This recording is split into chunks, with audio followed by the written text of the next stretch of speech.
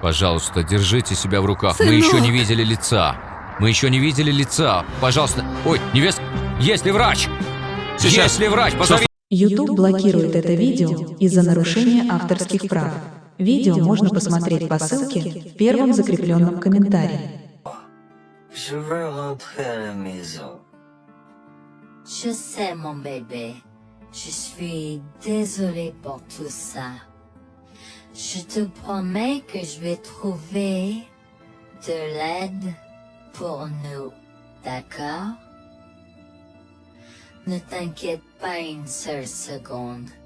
Alors que nous trébuchions à travers les congères, je pouvais sentir mon corps s'affaiblir de minute en minute. Je savais que nous ne pouvions pas survivre dehors pendant longtemps et trouver un abri était la priorité numéro 1. Mais juste au moment où je pensais que tout espoir était perdu, une lumière faible est apparue dans le lointain. Nous avons trébuché vers elle à moitié aveugle et à moitié gelé, jusqu'à ce que nous atteignions enfin la petite cabane aperçue auparavant. Avec ces bouffées de fumée qui s'élevaient toujours dans le vent rude, nichées dans une clairière. Avec les quelques forces qui me restaient, j'ai frappé à la porte aussi fort que possible et je me suis effondré dessus. Maintenant, qui pourrait, oh Harold, apporter de l'eau bouillante et des couverts tout de suite? Un couple âgé et gentil nous a accueillis. Ils étaient si aimables de nous permettre d'enlever nos vêtements gelés, de nous baigner dans l'eau qu'ils ont tirée pour nous et de nous asseoir près du feu avec une nouvelle paire de vêtements et leur offrant une soupe chaude et des couvertures pour nous envelopper. Nous nous sommes blottis ensemble dans la chaleur. Mes sentiments de colère et de frustration ont commencé à bouillir. Comment ont-ils pu faire ça? J'espère qu'ils viennent dehors. Il y a plus de gens dehors? Nous devons aller les chercher. Non, ne te dérange pas, c'est ma belle-mère et mon mari inutiles. Ils nous ont laissé là pour geler. Tu dis un mensonge. Pourquoi ferais-tu une chose aussi horrible? Je savais que Becky était toujours comme ça, mais Lucia, pas moyen qu'il nous ferait ça.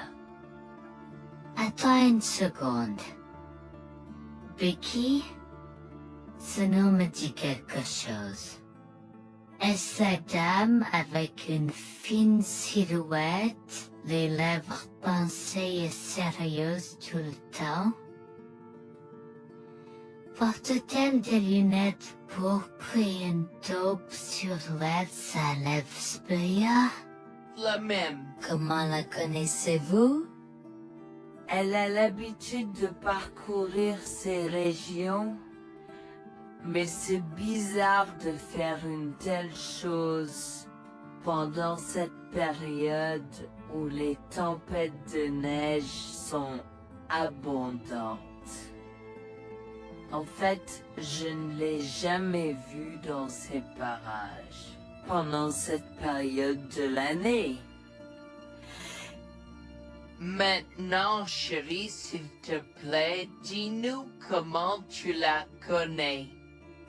Je suis sa belle-fille. Nous sommes venus de Floride parce qu'elle n'avait jamais vu son petit-fils Freddy depuis sa naissance.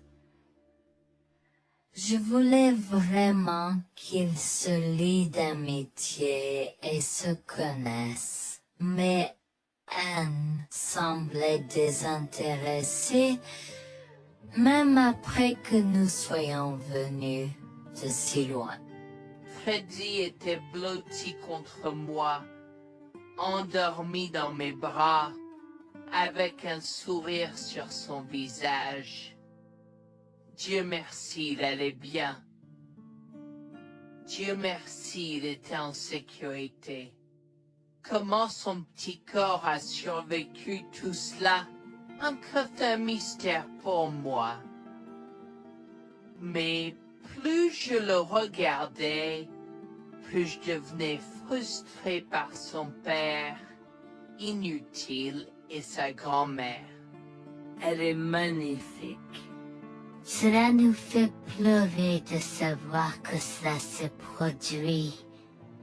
Vous voyez, nous n'avons pas d'enfants. Nous ne pouvions pas en avoir.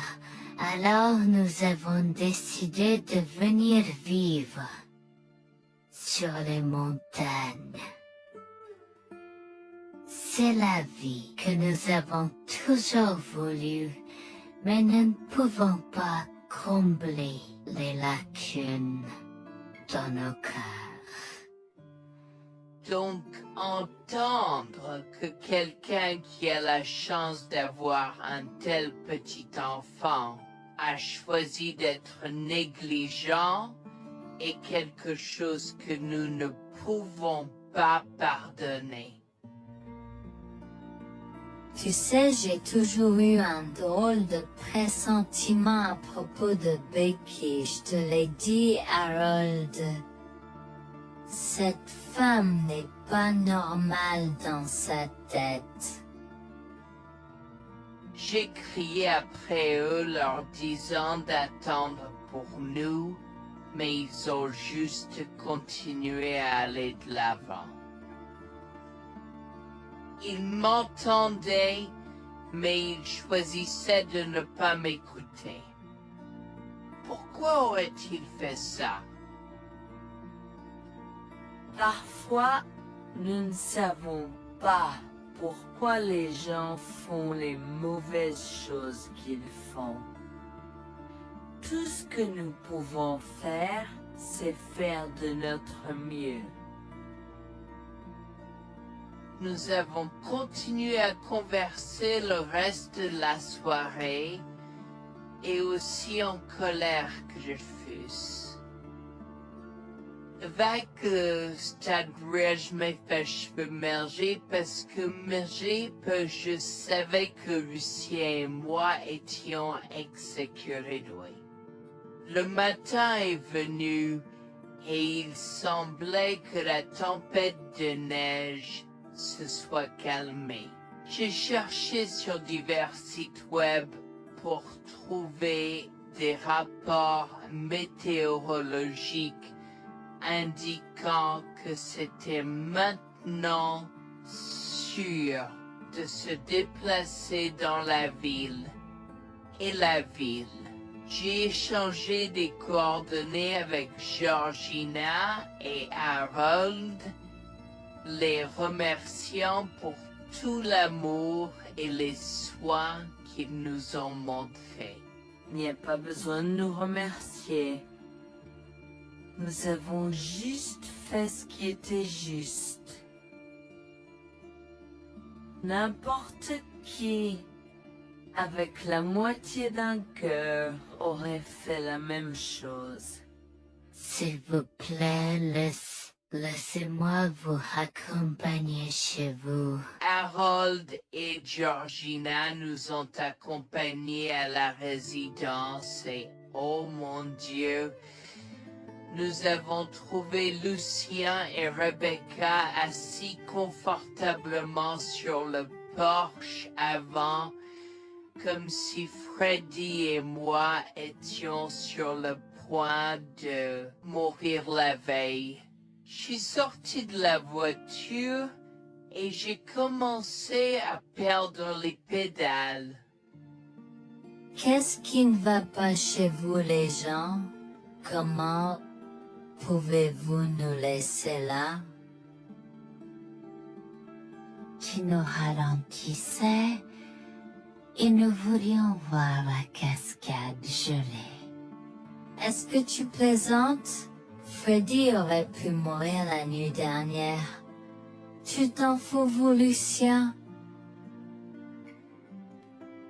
Pour être juste, tu aurais pu simplement rester à la maison si tu n'étais vraiment pas prêt pour cette aventure.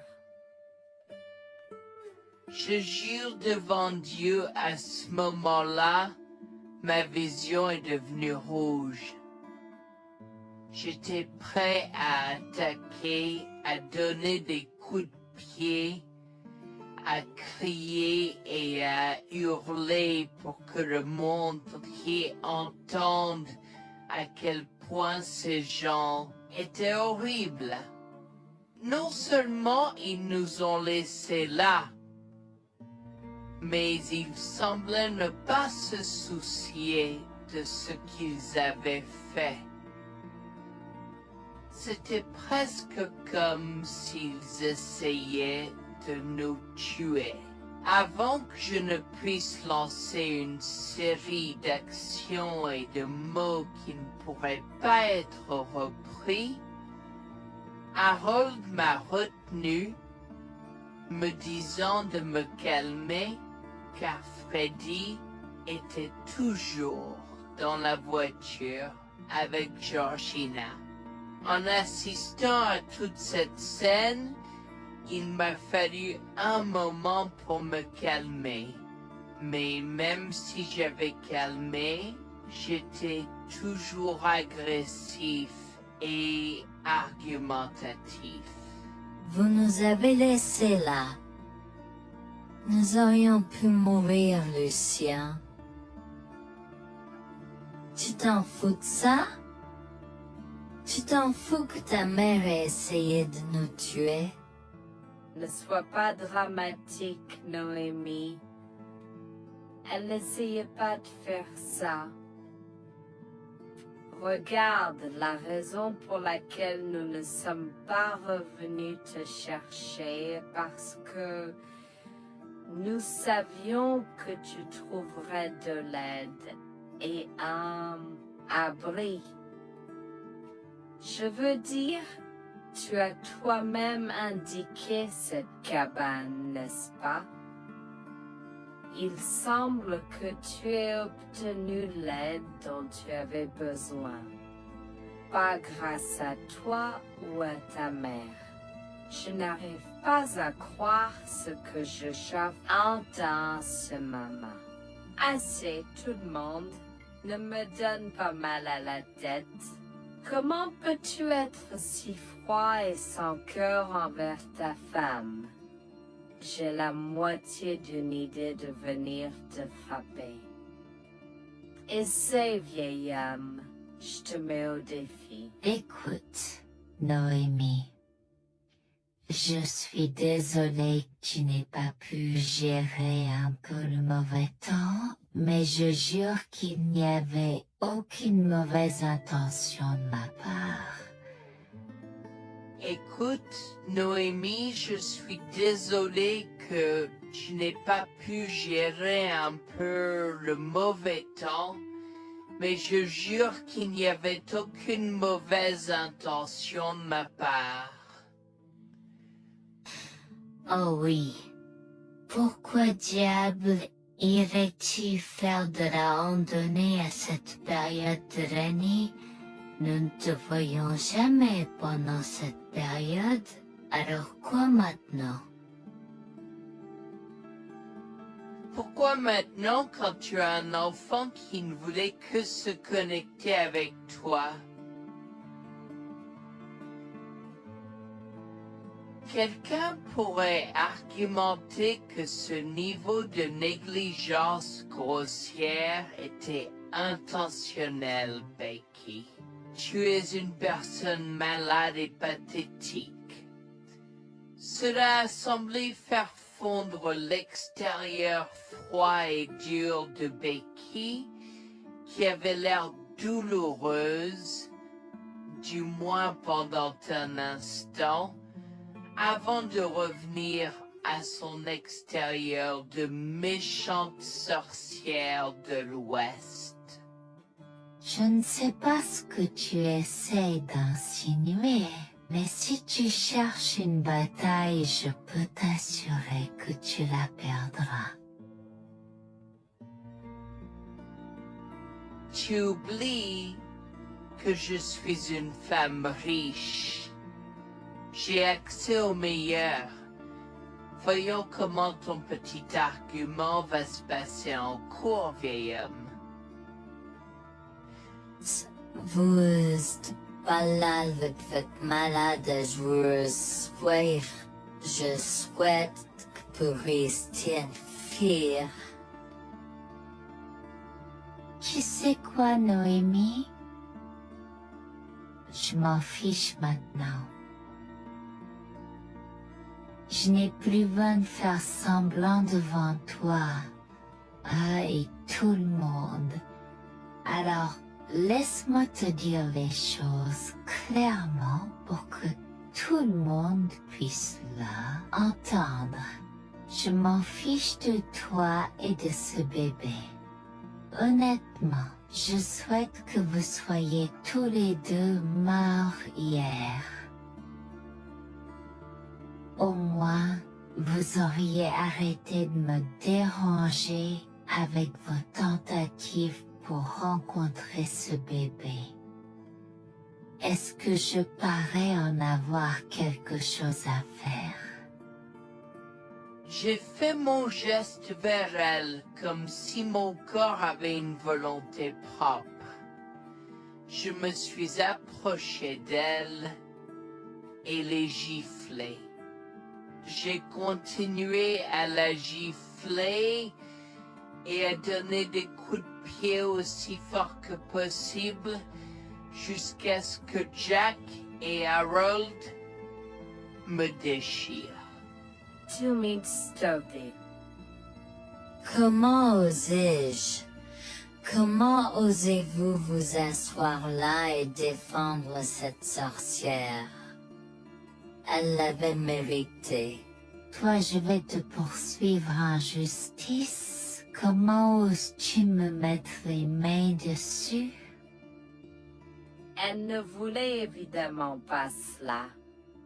Regardez, il semble que les tensions soient élevées en ce moment. Pourquoi ne pas tous prendre une grande respiration? Entrons et réglons cela. Vous êtes un homme faible et pathétique, et j'espère que vous passerez le reste de votre vie à expier ce que vous avez fait à votre fils. Avant que Jack ne puisse répondre, je lui ai craché au visage avant de rentrer à l'intérieur, de prendre Freddy et ses affaires, et de monter dans la voiture avec Georgina et Freddy. Maman, j'ai peur. Que se passe? Tu crois que tu combattu, grand-mère? Chérie, je suis vraiment désolée que tu aies dû voir ça. Les choses sont beaucoup plus compliquées ici et je ne veux pas te mentir. Mais je crains que tu ne sois un peu trop jeune pour comprendre. Mais pour l'instant, je suis désolée de devoir te dire que pour l'instant, il semble que grand-mère et papa ne veulent pas de nous ici. Nous ne pouvons pas être ici parce que papa et grand-mère ne sont pas très gentils et je ne veux pas que tu sois autour de personnes qui ne sont pas gentilles. Mais Georgina et Harold sont gentils, n'est-ce pas? Oui, j'aime Georgina et Harold. Harold et Georgina peuvent-ils être mes grands-parents? Oh mon Dieu, mon petit enfant, tu me fais pleurer. Bien sûr, je peux être ta grand-mère. Oh mon Dieu, mon petit enfant, tu me fais pleurer. Bien sûr, je peux être ta grand-mère. Je serai toujours ton ami et je te promets de prendre soin de toi si tu as besoin de moi. Harold a pris la voiture et nous a emmenés à un hôtel où nous avons pu nous reposer et nous remettre de nos émotions, mais malheureusement tout l'événement était un peu trop difficile à gérer. J'y avais très peur pour l'avenir Board of Dieu, tant Freddy que moi, car cela signifiait le divorce. Mais j'avais peur, Bertie, qu'ils obtiennent la garde de Freddy. Décidé de parler à Eugénie et ses propos de la question une fois que Freddy s'était endormi. Que vais-je faire? Je vais aller en prison? Nonsense. Cette sorcière ne portera pas plainte. Et si elle ne faisait, elle ne le fera pas. Car nous avons des preuves de sa conspiration pour commettre un meurtre. Comment? Nous sommes toujours préparés, chérie. Nous avons secrètement enregistré toutes les preuves. Maintenant, vous pouvez emporter cet enregistrement avec vous et l'utiliser contre votre mari et belle-mère au tribunal. Vous êtes des anges déguisés. Comment avez-vous fait ça? Quand? Comment? Chut, mon enfant, ne t'inquiète pas de tout ça. Écoute simplement l'enregistrement audio. Nous avons écouté et effectivement toutes les preuves avaient été enregistrées, y compris la partie où j'ai attaqué physiquement sa mère. Maintenant, ils vont me faire pour coups et blessures. Oh mon Dieu, pourquoi je fais ça? Maintenant, Bonjour, je m'appelle Jeanne et j'ai 37 ans. Je rédige ceci parce que l'année dernière a été très difficile pour moi et mon mari Jules.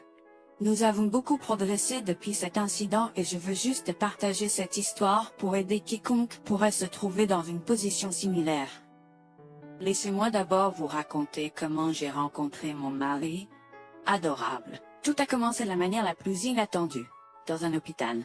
Jules et moi nous sommes retrouvés à passer une longue nuit devant la salle d'urgence remplie d'inquiétude et incapables de partir. Jules était là parce que sa sœur avait eu un grave accident de voiture alors que ma mère a souffert d'une crise cardiaque. Dans cet espace partagé d'inquiétude et d'incertitude, nous avons trouvé du réconfort dans la présence de l'autre. Nous avons parlé facilement, découvrant un terrain d'entente et une compréhension réelle. Comme nous avons réalisé que cela prendrait un certain temps avant d'avoir des nouvelles des médecins, nous avons décidé de faire une pause et de prendre un café au café de l'hôpital. Nous ne savions pas que ces rencontres fortuites allaient changer nos vies à jamais. Au fur et à mesure que la nuit se transformait en aube, nous avons échangé des numéros avant de nous séparer à contre-séance. Pendant que la condition de ma mère se stabilisait et qu'elle commençait sa convalescence, la sœur de Jules faisait face à un voyage plus difficile. L'accident l'avait laissée avec de graves lésions de la moelle épinière et des blessures cérébrales, et elle était paralysée de la taille aux pieds. Jules était dévasté, partagé entre le soulagement qu'elle ait survécu et la tristesse face aux défis qu'elle allait maintenant affronter. Au cours des mois suivants, Jules et moi sommes restés en contact, nous nous soutenons émotionnellement pendant les convalescences de nos proches. Nos conversations ont progressivement changé, nous permettant de partager nos espoirs, nos rêves et nos peurs. Dans l'un de ces échanges sincères, Jules a eu le courage de m'inviter à prendre un café, un rappel significatif de l'endroit où notre connexion avait d'abord fleuri. Notre amour a grandi rapidement, alimenté par la fondation que nous avons construite pendant nos moments les plus sombres. Welfare vérifié de l'autre et avoir Cela n'a pas pris longtemps pour que nous réalisions que nous avions trouvé quelque chose de vraiment spécial. Après 2 ans de fréquentation, Jules m'a demandé en mariage. Avec une joie débordante, j'ai dit oui avec enthousiasme. Notre mariage était une petite et intime célébration, honorant l'amour qui est né de nos épreuves partagées. À ce moment-là, la sœur de Jules avait besoin de soins spécialisés, et il, étant le membre de la famille le plus proche, a pris la responsabilité. Cependant, il avait également besoin d'un travail temps plein pour gérer les factures qui s'accumulaient. Inquiète qu'il soit accablé, Jules a travaillé sans relâche pour subvenir aux besoins de sa sœur et de notre avenir ensemble. Un jour, je l'ai assis et l'ai rassuré en lui disant que nous étions une équipe faisant le défi de la vie ensemble. Chérie, j'ai besoin de te parler de quelque chose d'important. S'il te plaît, prends place. De quoi s'agit-il? Tu as l'air sérieuse, tout va bien? D'une certaine manière, non. Je t'ai vu lutter pendant un certain temps maintenant. Tu sais que tu peux me demander de l'aide, n'est-ce pas? Bien sûr que je le sais. Je ne veux juste pas t'imposer mes problèmes, tu sais. Mon chéri, nous sommes une équipe. Je veux que tu te souviennes toujours de ça. Nous faisons face aux défis de la vie ensemble et il n'y a rien d'individuel dans notre relation, seulement la nôtre. Je veux te soutenir, toi et ta sœur, de toutes les manières possibles. Cela signifie beaucoup pour moi, bébé. Tu as été incroyable tout au long de tout cela. Je ne sais pas ce que je ferais sans toi. C'est exactement pourquoi je voulais en parler. J'ai réfléchi à la prise en charge d'Abby et à l'impact que cela a sur ton travail. Et si nous envisageons de la placer dans une maison de retraite? Et avant que tu ne poses la question, je connais une bonne où ma grand-mère était vraiment heureuse. Elle a même préféré cela à vivre avec son métier. Je ne sais pas, je veux dire, c'est une décision importante et risquée à prendre. Je comprends, mais réfléchis grec. Cela permettrait de te trouver un meilleur emploi payant pour que nous puissions nous assurer qu'Abby reçoit les soins qu'elle mérite. Nous pouvons la visiter régulièrement et être toujours là pour elle. Mais cela soulagerait une partie de la charge sur tes épaules. Tu as raison. C'est un choix difficile, mais je fais confiance à ton jugement. Je suis heureuse que tu me laisses enfin t'aider. Crois-moi, les choses sont plus faciles quand on peut partager ses fardeaux avec quelqu'un. Je veux dire, c'est comme ça que nous nous sommes trouvés, non? Comment pourrais-je jamais l'oublier? Je t'aime tellement. Merci de rester à mes côtés. Tais-toi, pas besoin de remerciements. Tu sais que je serai toujours là pour toi. Je t'aime aussi, chérie. Jax m'a fait confiance et nous avons trouvé une maison de retraite pour Abby. Au cours des prochains mois, Jax a trouvé un travail mieux rémunéré et a rendu visite à sa sœur tous les jours. Le rétablissement d'Abby a progressé de manière surprenante bien qu'elle soit paralysée. Elle a commencé à se déplacer dans la maison de retraite dans son fauteuil roulant, déterminée à explorer. Là, maison de retraite permettait aux résidents de sortir avec des membres de leur famille enregistrés, alors je lui ai envoyé une allocation mensuelle pour l'aider à s'amuser. La mère de Jax, Grégoire, a entendu parler de son dévouement au bien-être d'Abby et des efforts qu'il a déployés pour s'occuper d'elle. Grégoire est venu à notre domicile, les larmes aux yeux, pour exprimer à quel point il était fier de son fils, Orap. Mère, pourquoi pleures-tu? Qu'est-ce qui ne va pas? Je veux juste que tu saches à quel point je suis fier de toi, Jules. Tu as montré une telle force et compassion en prenant soin d'Abby. Je ne pourrais pas être plus fier d'avoir élevé un fils aussi merveilleux. Eh bien, merci, mère. Je fais juste ce que je peux pour Abby. C'est pas facile, mais je l'aime et je veux m'assurer qu'elle va bien. Tu as fait plus que suffisamment, mon chéri. Je ne veux pas que tu portes ce fardeau seul. Je veux prendre le relais et rendre visite à Abby plus fréquemment. Tu dois te concentrer sur ton travail et ta propre vie.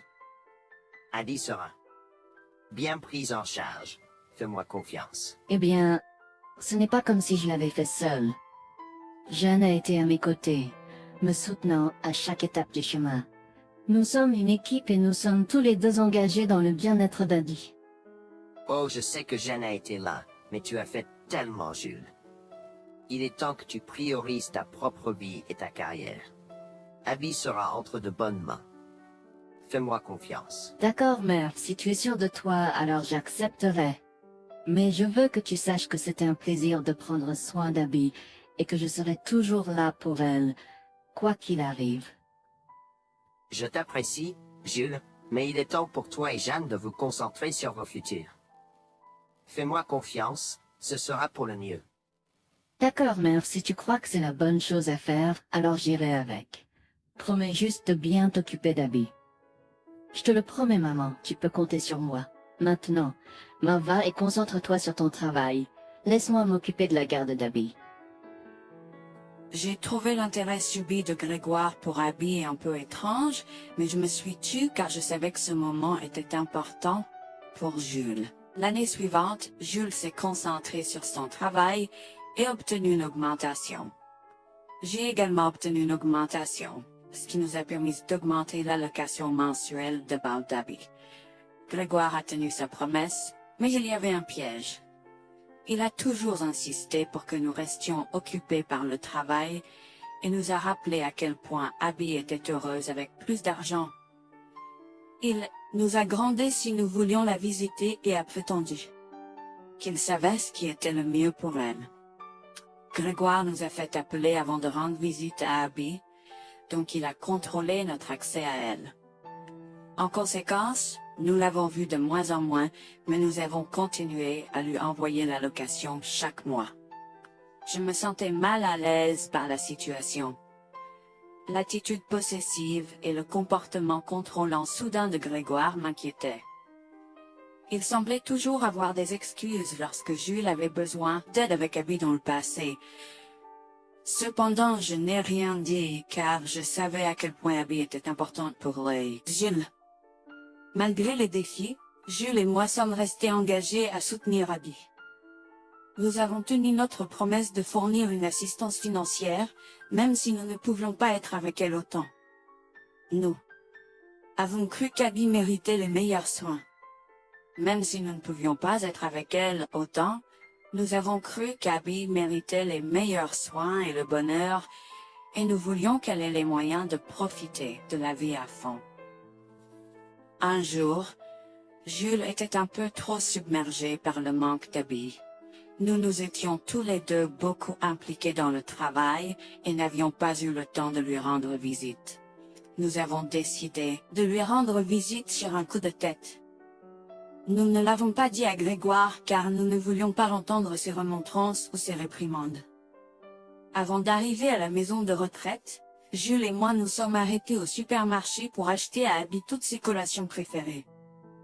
Nous étions tous les deux très excités de la voir et de passer du temps de qualité avec elle. J'ai même apporté ma Nintendo Switch pour qu'elle puisse y jouer. Nous sommes entrés et avons immédiatement commencé à chercher Abby, mais nous ne pouvions pas la voir nulle part. Je pensais qu'elle était probablement partie pour un rendez-vous chez le médecin ou qu'elle était probablement dans le jardin. Nous avons trouvé l'infirmière d'Abby, Mme Smith. Elle nous a regardés avec confusion. Excusez-moi, pourriez-vous nous dire où est Abby? Nous la cherchons. Jolly, ne savez-vous pas ce qui s'est passé? Non, nous n'en savons rien. S'il vous plaît, dites-le nous. Que s'est-il passé? Est-ce que Abby va bien? J'ai essayé de contacter Grégoire car il a insisté pour être le point de contact pour toutes les informations concernant Abby, mais il n'a jamais répondu à mes appels. S'il vous plaît, dites-nous simplement ce qui s'est passé. Est-ce que Abby va bien? Je suis vraiment désolée de vous apprendre cette nouvelle. Alors que nous administrions un nouveau médicament à Abby, son corps a eu une réaction sévère. Elle est tombée en état de choc, malgré nos efforts, il a été. Quoi? Quand cela s'est-il produit? Cela s'est produit il y a 2 mois. 2 mois? Comment cela est-il possible? Pourquoi n'avons-nous pas été informés? Je m'excuse pour cette omission. Nous essayons de joindre Grégoire comme il l'avait demandé, mais il semble qu'il n'a jamais reçu nos appels. C'est incroyable. Nous aurions dû être au courant, nous aurions dû appeler Abby. Merci de nous l'avoir dit, Manager Smith. Nous aurons besoin de temps pour traiter cela. Pouvez-vous nous laisser un peu d'intimité?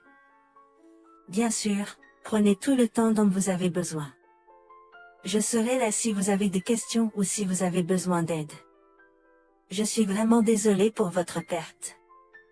Je pouvais sentir le monde de Jules s'effondrer et le mien aussi. Bien que Abby ne soit pas ma propre sœur, je la traitais comme telle. Je m'efforçais de la connaître.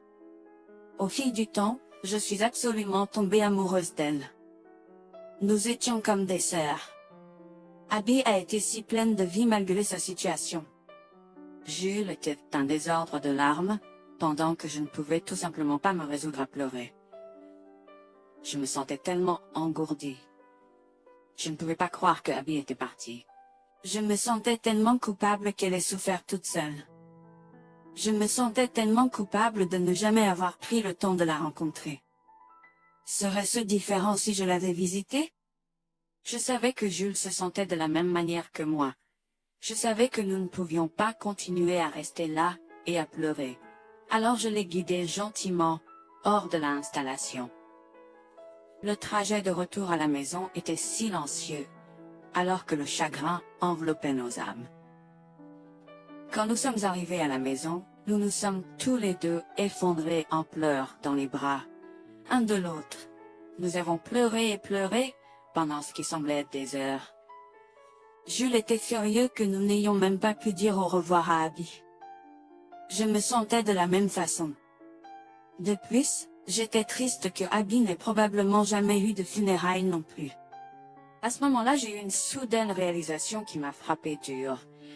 Grégoire était censé prendre soin de Abby, mais quelque chose n'allait pas. J'ai demandé à Jules s'il avait entendu quoi que ce soit de sa mère, mais il n'avait rien entendu.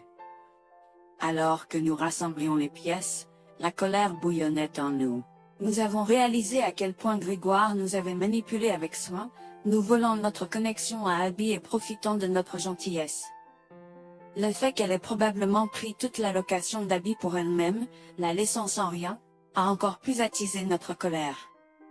Jules était prêt à confronter sa mère, mais j'ai réussi à réfléchir plus clairement. Chérie, je sais que tu es furieux et veux confronter ta mère, mais réfléchis en grec. Je ne veux pas y réfléchir. Je veux lui demander pourquoi elle a fait ça. Qu'a-t-elle gagné à faire ça à Abby? Moi aussi, je veux savoir la même chose, mais tu sais qu'elle niera tout ce que nous disons ou trouvera un moyen de nous blâmer pour tout. Regarde, le jour où nous donnons habituellement l'allocation d'Abby approche bientôt. Que se passera-t-il si Grégoire se présente à notre porte en réclamant l'argent? Tu penses qu'elle oserait se montrer ici après tout ce qu'elle a fait? C'est possible, chérie. Si elle le fait, ce sera son aveu involontaire envers nous. Nous pourrons l'utiliser comme preuve. Oui, et puis, Nous pourrons exposer ces méfaits maléfiques à tous, à tous. Exposer sa méchanceté devant tout le monde peut ne pas être la meilleure chose à faire pour l'instant. Réunissons des preuves et engageons une action en justice à la place. D'accord, tu as raison. Nous devons aborder cela de manière stratégique. Nous allons suivre ton plan et rassembler les preuves dont nous avons besoin. Il est temps que Grégoire fasse face aux conséquences de ses actes. Nous avons tous deux pris une semaine de congé.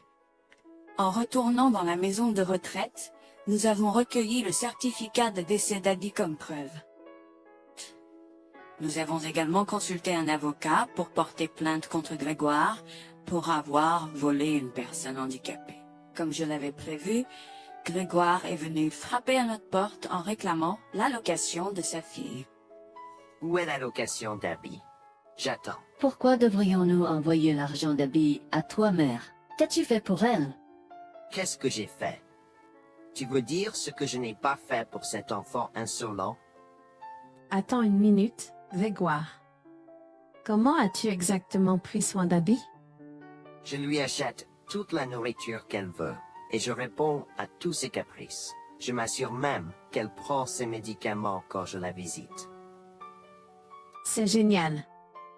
Quand as-tu vu Abby pour la dernière fois? Je l'ai visitée hier. Je suis seulement ici parce qu'elle s'inquiète que tu ne lui aies pas envoyé son allocation. Comment oses-tu mentir à mon visage? Je ne mens pas. Qu'est-ce que tu veux dire? Comment oses-tu m'accuser de mentir? Tu es aussi ingrat qu'Abby. Sans hésiter, je tends à Grégoire le certificat de décès d'Abby, ma dégoût visible dans mes yeux, alors qu'elle le regarde avec stupeur. Grégoire a vacillé, tentant de s'excuser. Quoi? Non, ce n'est pas vrai. Ma petite fille. Je suis désolé, Jules. Je suis désolé. Enregistre tes excuses, mère. Tu n'as fait que l'insulter depuis que tu es arrivée. Tu es dégoûtante. Nous avons déjà engagé des poursuites judiciaires contre toi pour tes crimes. Nous avons des preuves de ta négligence. À bien, tribunal. S'il te plaît, Jules, ne fais pas ça.